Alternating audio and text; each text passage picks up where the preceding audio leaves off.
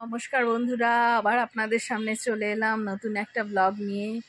2025 সালের এই প্রথম আমার বড় ব্লগ শ্যুট করা। যদিও 2024-এর শেষ দিনে ব্লগ করেছিলাম, সেটা 2025-এই পোস্ট করেছি, তবুও নতুনভাবে এটা শ্যুট করছি। মানে নতুন একটা ব্লগ এই বছরে শ্যুট করছি। ঠিক আছে বন্ধুরা, আজ 12ই জানুয়ারি, স্বামী বিবেকানন্দের জন্মদিন।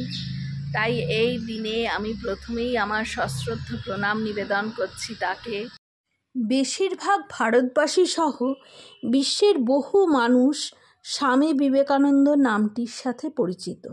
তিনি ছিলেন একজন হিন্দু সন্ন্যাসী, দার্শনিক, লেখক, সঙ্গীতজ্ঞ এবং ঊনবিংশ শতাব্দীর ভারতীয় অতীন্দ্রিয়বাদী রামকৃষ্ণ পরমহংসদেবের প্রধান শিষ্য। হিন্দু ধর্মকে বিশ্বের অন্যতম প্রধান ধর্ম হিসেবে প্রচার করার কৃতিত্ব স্বামী বিবেকানন্দের।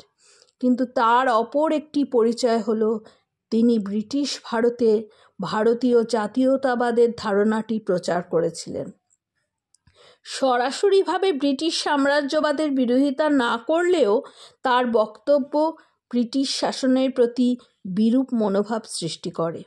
ঊনবিংশ শতাব্দীর শেষ প্রান্তে জাতীয়তাবাদী চেতনার উন্মেষ ঘটেছিল দ্রুত, কারণ এই সময় একাধারে ব্রিটিশ শাসকের বিরুদ্ধে ক্ষোভ, অন্যদিকে পাশ্চাত্য শিক্ষার প্রসারের ফলে পাশ্চাত্যের জাতীয়তাবাদী ধ্যান ধারণার সঙ্গে ভারতীয়দের পরিচয় ঘটে। এই প্রেক্ষাপটে বিবেকানন্দ উপলব্ধি করেছিলেন যে জাতীয়তাবাদকে শক্তিশালী করতে হলে সামাজিক বিভেদ ও কুপ্রথাগুলির দূরীকরণ আবশ্যক, আর এর মাধ্যমেই জাতীয় ঐক্য সৃষ্টি করতে হবে। এর পাশাপাশি প্রয়োজন শক্তি সাধনা এবং সক্রিয়তা। বিবেকানন্দ নবভারত গঠনের কথা বলেছিলেন এবং এক্ষেত্রে তিনি ভক্তির বদলে জ্ঞানকে প্রাধান্য দেন। বিবেকানন্দের বাণী ভারতবাসীর আত্মবিশ্বাস বাড়িয়ে তোলে, সাহস যোগায়, মৃত্যু ভয়ও দূর করে। বিবেকানন্দের ভাষায় আত্মার মৃত্যু নেই। আগুন, তরবারি কেউ তাকে স্পর্শ করতে পারে না, জল তাকে ভেজাতে পারে না, বায়ু শুষ্ক করতে পারে না, সে অমর।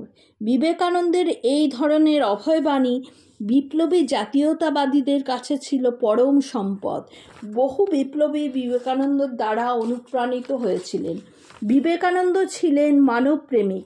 তিনি জাতিগত বিভাজনের ঊর্ধ্বে উঠে মানুষের ভালোবাসার কথা বলেছিলেন এবং এক নব্য ভারত গঠনের কথা বলেছিলেন।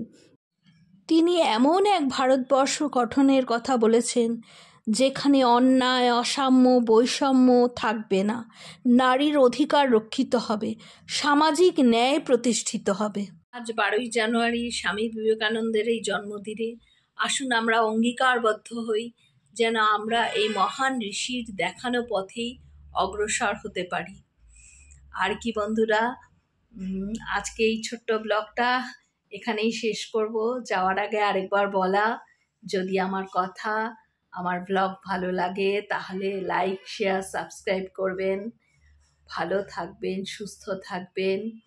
আবার একবার স্বামী বিবেকানন্দকে আমার বিনম্র শ্রদ্ধা প্রদর্শন করি এবং আপনাদের কাছ থেকে আজ আমি বিদায় নিচ্ছি, আবার আসবো।